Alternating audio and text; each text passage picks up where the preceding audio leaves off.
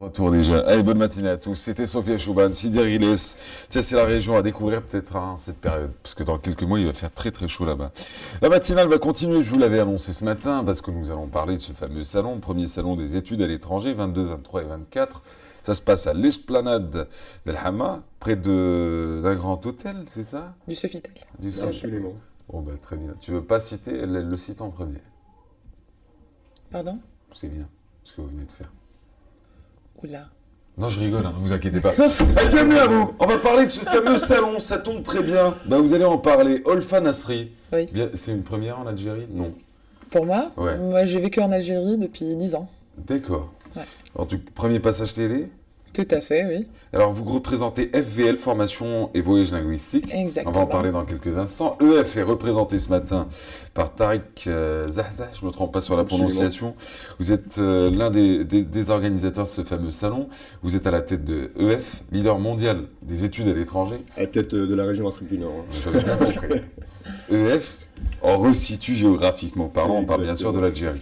Alors, parlons d'abord. EF d'un côté, FVL de l'autre. EF, en 2-3 mots, ça donnerait quoi? Écoutez, EF, c'est la plus grande société spécialisée dans les études à l'étranger. Donc c'est une société qui existe depuis plus de 50 ans maintenant. Suédoise à la base, elle a été créée en 1965. Nous avons aujourd'hui plus de 450 écoles et centres autour du monde. Donc nous avons à la fois des centres de séjour linguistique pour des étudiants de par le monde qui veulent se spécialiser par exemple en français, en anglais, en italien, en allemand, en chinois, en japonais dans nos écoles, mais nous avons aussi nos propres universités qui se spécialisent en BBA, MBA, des masters, et nous avons aussi de nombreux partenariats avec des grandes universités dans le monde. Donc ça fait maintenant plus de 50 années d'expérience que nous voulons amener. Et en Algérie, ça donne quoi au jour d'aujourd'hui? Écoutez, en Algérie, si nous sommes aujourd'hui ici et si nous voulons augmenter notre présence ici, c'est tout simplement parce que nous suivons la demande. Ouais. Aujourd'hui, il y a beaucoup de jeunes Algériens qui ont parfaitement conscience qu'ils doivent se former, qu'ils doivent être compétitifs pour entrer dans le monde du travail, en tout cas à un niveau international. Et aujourd'hui, les langues, un diplôme souvent dans des études, dans des universités anglo-saxonnes n'est plus une option. Ouais. Et ils le savent. Donc nous avons par exemple eu plus de 46 000 demandes sur Internet émanant d'Algérie, de toutes les régions. Donc 46 000 demandes en une année, c'est quand même assez énorme. D'accord. En tout cas, on va revenir sur ce fameux salon dans quelques instants. FVL est installé en Algérie aussi? Tout à fait, depuis 2 ans, et on fait l'orientation et les conseils pédagogiques pour toute personne qui veut étudier à l'étranger ou profiter de ses vacances pour des séjours linguistiques, pour les enfants, pour les adultes et pour les gens qui veulent aussi faire des formations pour le 3e cycle, donc pré-master, pré-doctorat et executive MBAs, etc. Donc on les oriente, on cerne leurs besoins et on leur guide, on leur conseille sur les programmes les plus convenables pour eux. Ça frôle l'équation mathématique, mais EF et FVL, comment s'est faite la rencontre entre les deux? Nous avons besoin de partenaires qui connaissent Ouais. le marché local, qui connaissent les besoins surtout des étudiants, des parents. Et il y a un aspect très culturel, par exemple. Vous savez, parfois, nos étudiants suédois sont, on va dire, cherchent des programmes qui sont très différents. Ouais. Et pour cela, nous avons besoin vraiment d'une connaissance du terrain. Et c'est quelque chose que nous ne pouvons pas forcément amener. Donc c'est pour ça que nous avons besoin d'un partenariat local, des partenaires, des conseillers académiques, des gens qui peuvent vraiment traduire et remonter vers nous les inquiétudes, les angoisses, les besoins des parents, des étudiants algériens. Et vous pensez à eux, vous y pensez à travers ce premier salon des études à l'étranger, 22, 23 et 24, à l'esplanade d'El Hamma, à côté de la bibliothèque, mais aussi à côté de l'hôtel Sofitel, ça vaudrait le dire, c'est pas caché non plus. Alors, ça consiste en quoi ce premier salon des études à l'étranger?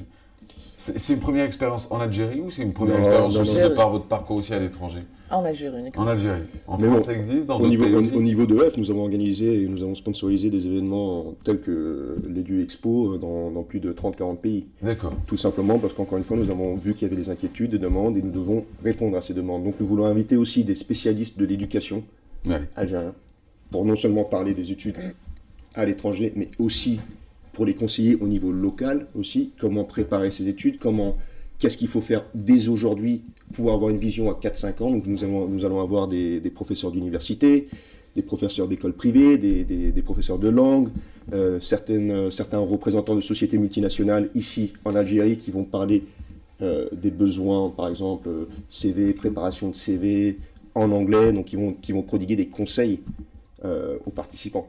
Ouais. Comme il a dit lui. Non, pas comme il a dit. Khaled. On a aussi invité des directeurs d'organisations à but non lucratif pour les jeunes qui veulent faire du volontariat ou du bénévolat en Algérie. On voulait aussi orienter les enfants, les adultes et les parents aussi pour qu'il ait, comme il a dit, une vision à long terme pour leurs enfants. Alors, les options de pays, c'est lesquelles? Écoutez, On a souvent parlé de la France, Non, France. pas du tout. On va vers autre chose maintenant? Oh oui, tout à fait, justement. Là, quand vous dites pas du tout, j'ai envie de vous dire 95% des étudiants algériens qui quittent l'Algérie vont en France, Exactement, on essaye de changer cette vision et cette culture. Là, les Algériens constatent que un diplôme anglo-saxon est quand même très prestigieux et l'importance... Il y avait la barrière de la langue, hein, c'était pas non plus les pays qui...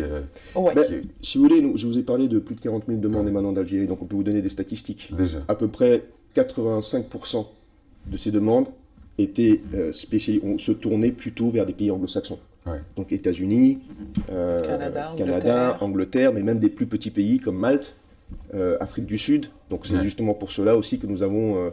il y a aussi des facilités de voyage, de transit, etc.